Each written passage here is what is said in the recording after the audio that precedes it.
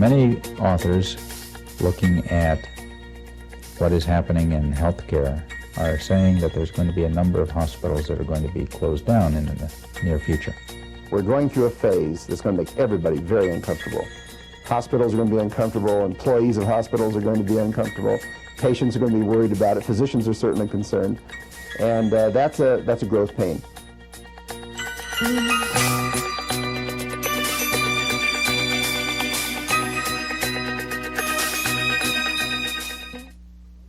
We've heard it before, and we heard it again, right there. The experts see big changes in the hospital business. But how does that apply to you? Out here, where the real action is. Aren't nurses going to keep giving shots on the upper outer quadrant? Aren't we still going to wash the dirty dishes? How can these big changes really affect you on your job? Well, that's what we want to find out here in the next few minutes. Coming up, you'll see some national and local experts that will bring you up to date on national hospital trends, Dayton area hospital activities, and Kettering Medical Center's response to these things. And you'll get a glimpse of how this can affect you in 1984.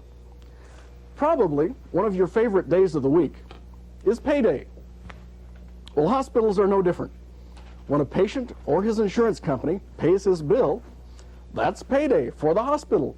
So you can understand the interest in the first nationwide trend we're going to be looking at, the DRG payment system for hospitals, because it affects the hospital's payday.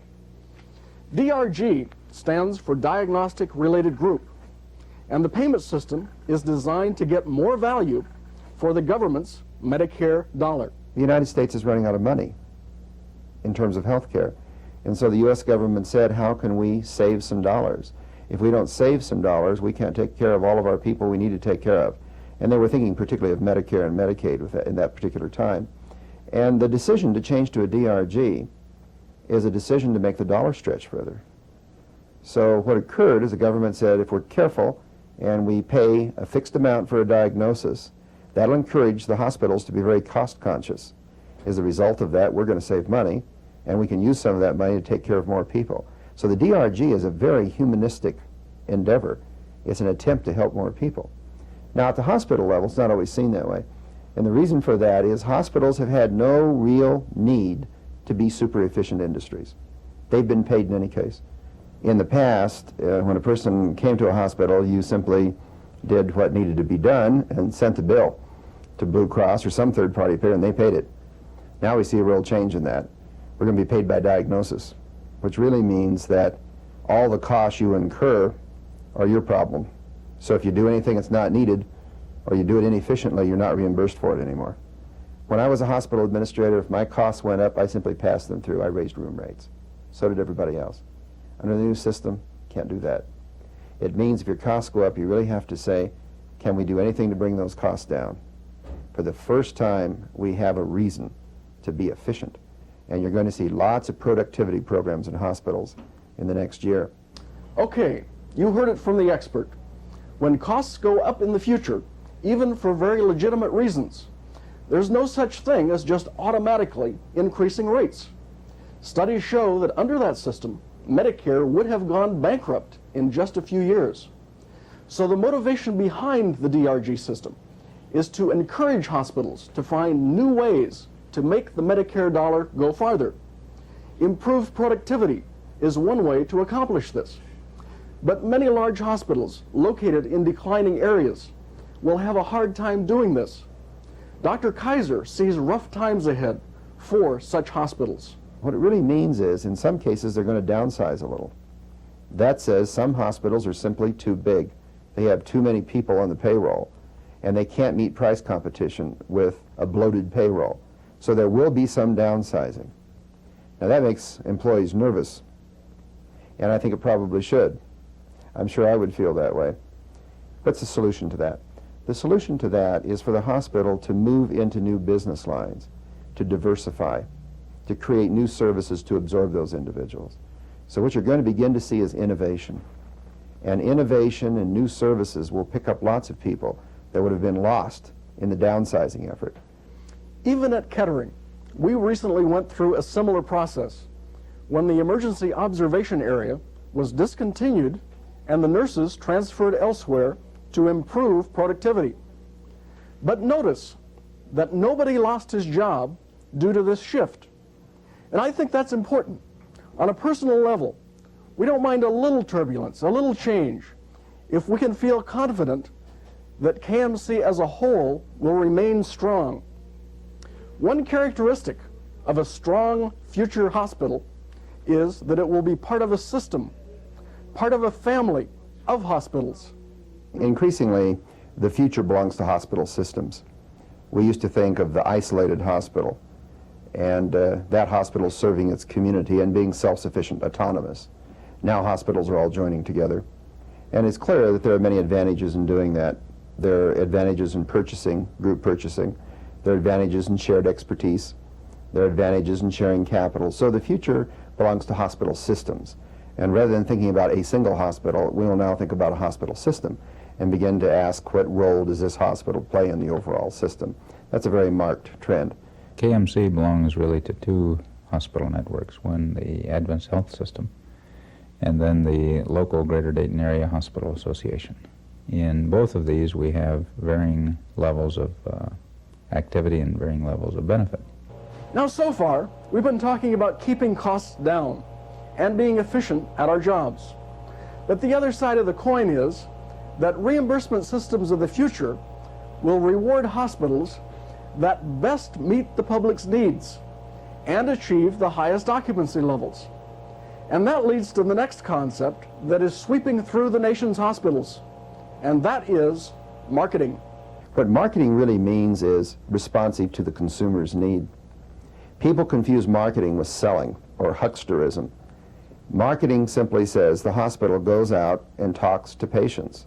The hospital asks, what do you need? How can we better serve you? What are you satisfied with and what are you not satisfied with? So marketing says we'll be consumer-oriented probably for the first time in this country. And rather than having hospitals run for themselves, they're now going to run for the community. Rather than having the providers determine what should be done, consumers are going to determine more of what should be done. So marketing means to me that the products are going to fit the people better than ever before, because the people are going to have a chance to talk about the products. Marketing is a new venture for hospitals. Up until a few years ago, marketing was not really considered ethical by hospitals or physicians. That's rapidly changing. However, KMC will not be taking as hard sell a marketing approach. We feel we've done marketing to a great extent, perhaps not under the title of marketing, but through our media, through public relations, through community health education, and through just good patient care. If marketing is simply going out to see what the people want and need, how does KMC measure up in its latest round of facility and program expansions? The expanded wing at Sycamore, the underground parking garage at Kettering, the outpatient surgery center, the magnetic resonance center, the comprehensive breast evaluation center, the eating disorder service. Will these things meet genuine needs, and will the public appreciate and use them? KMC management would give a resounding yes to that question. But in this brave new world, there are no guarantees. Take the magnetic resonance center, for example. This is a multi-million-dollar project that most scientists believe will bring revolutionary new diagnostic capabilities to the greater Dayton area. If it's a huge success, like they think it will be, then patients from miles around will benefit, and the machine will be paid for with ease. That is why marketing, in the broadest sense, is so important. A failure to understand the genuine needs in the marketplace could prove very costly in the current environment. Because of the costs involved in something like magnetic resonance, it's not practical for all the hospitals in Dayton to take that plunge. This is an example of specialization. Another example of specialization is the location of the area kidney dialysis center at Miami Valley Hospital. When a Kettering hospital patient suddenly needs kidney dialysis while in the hospital, Miami Valley's program sends personnel and equipment over to help Kettering physicians pull that patient through the acute phase of that kidney failure. In the same way, Kettering Medical Center expects that Miami Valley physicians will be depending on the Magnetic Resonance Center at Kettering for its sophisticated diagnostic capabilities. That's specialization. I think specialization will become more popular for the simple reason that under a DRG system, you have to do what you do best. Things that you do not do well or that are not economical for you to do, you have a tendency to let someone else do. So it means that hospitals, to some degree at least, will tend to concentrate on those things that they do very well, have a large volume, and can do economically. And that means increasingly each hospital has to say, where's our place in the system? What kinds of things should we be doing and what kinds of things should we not be doing? There really won't be an emphasis that much on new programs in the future other than NMR. We will probably more be working on our current programs of emphasis and trying to improve those to a further degree. And these are ophthalmology, our open heart surgery program, neurosurgery, oncology, pulmonary medicine, and our rehab medicine programs. These are all areas that have been very successful for us in the past, and we feel that we can continue to expand and improve upon these. So what's happening now is the market's beginning to settle out, and hospitals will begin deciding, well, this is our forte, this is what we should do, and we'll let the other hospitals in town do some other things. So there will be more specialization. You will notice that the most likely areas of specialization are the high-cost, high-technology procedures. But the vast majority of people who come into the hospital don't require extraordinary, unusual care. Instead, they might require routine medical or surgical procedures, followed by a good dose of TLC and high-quality nursing care. These patients are now the target of some healthy local competition. The hospitals in the greater Dayton area are competing primarily for the attention of the consumer. I think that we've seen a very definite increase in the amount of advertising and promotion done by the different individual hospitals. As you can guess, with 7 full-service hospitals, all competing for the same community people and so forth, it is extremely competitive there, and I think that will continue. I think the era of competition is greater than it ever has been before. With changes on the national scene with DRG reimbursement, there are incentives to go out and market your services to attract greater numbers of patients. Interesting that in an era of competition, that cooperation grows, and that is the case that we have seen. We have a situation with hospitals individually competing stronger than ever against one another, but yet finding areas of common concern and mutual issues that are common to all of them. Right through the Greater Dayton Area Hospital Association, we identify and assist the hospitals to come together in a cooperative way to address many, many types of common issues. There are common issues on the federal scene regarding legislation, regarding reimbursement changes, likewise on the state level and on the local level. You probably remember an airline named Braniff. If a travel agent you never heard of calls you up to sell you a special low fare to fly Braniff, don't buy it. They're not with us anymore. Will cutthroat competition and price wars like those that occurred in the airline industry spread to hospitals, bringing similar economic disasters? According to our experts, the answer is a clear no. Some folks say 1,000 hospitals will close their doors in the next 4 or 5 years. I don't think that's going to be the case in Dayton for several reasons. One is the size of the institutions and the referral patterns that we have. Secondly, we are not overbedded in the Dayton area like they are in many areas of the country. I think each of the hospitals in the Dayton area are very strong, very viable, a very integral part of the overall community, and I don't see anything happening to any of the hospitals that any one of them would go out of business in the near future. So far, there hasn't been any deletion or cutbacks in services, numbers of clinics operating, and so forth. Those have remained as is. There has been in the area some changes in staffing patterns. Not in the immediate Dayton area, but Detmer Hospital in Troy has announced a number of layoffs to trim their staff back to bring their staff in line with a proper ratio of employees and numbers of patients. Well, Dr. Kaiser warned us things would get uncomfortable. But occupancy drops are by no means universal. Children's Hospital, right here in Dayton, just experienced its best year ever. But if Dayton businessmen have their way, profitable years at the local hospitals will occur only through improved efficiency and better cost control. Cutbacks on the liberal health care benefits of the past are sure to put a squeeze on hospital income. This idea of more self-payment for hospital care makes a lot of sense, but it also means shorter hospital stays and more outpatient surgery. So it's a good thing that at Kettering and Sycamore hospitals, everyone is tuned in to those two concepts.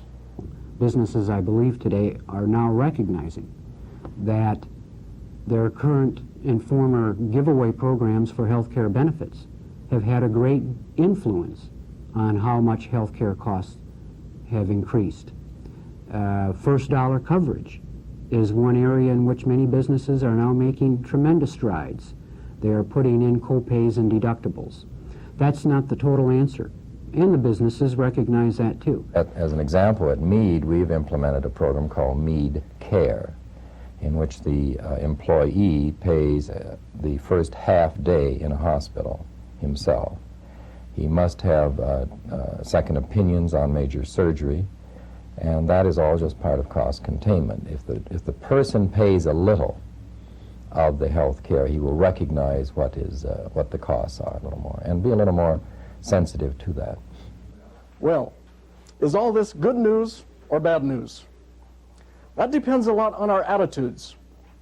Take DRGs. If we have fallen into a rut and developed an easy routine for a 2-day, $900 hospital stay for, let's say, a certain kind of eye surgery patient, we may be upset if the DRG pays only $700 for a 1.5-day stay. But it creates the chance for a new kind of hero, because if you are the one who helps the physician figure out a way to squeeze all that needed care into 1 day at $500 cost, all of a sudden that particular eye surgery business becomes a rock of Gibraltar in the sea of change. Jobs become secure, money is available for needed equipment, and so on. In addition, every employee of Kettering Medical Center can contribute to the marketing objective of attracting repeat customers. I think Walt Disney pioneered this idea that every person in the company, no matter what his job, should smile and be helpful to the customers whenever he sees them. In the hospital environment, the same thing will apply. We will all become marketers, whether we work for Paul Grossi's department or not. So whether you are helping attract customers or whether you're efficiently doing your everyday job in such a way as to give good value to those customers, KMC's success will assure your success in 1984. I think the future looks very bright. In fact, we're all very optimistic about the future for Kettering Medical Center. We feel that we certainly have some of the best employees in the Dayton area, and they have shown in the past that they are very good workers and certainly have put us in a position of having a good reputation for giving fine patient care. When we get on the other end, people are going to like this new system. Why? Care is going to be less expensive. It's going to be higher quality overall. It's going to be more convenient. And it's going to be much more customer or patient oriented than it is now. So I tell people, hang loose, hang on. We're moving through a big change period. On the other side, you're going to like what you see.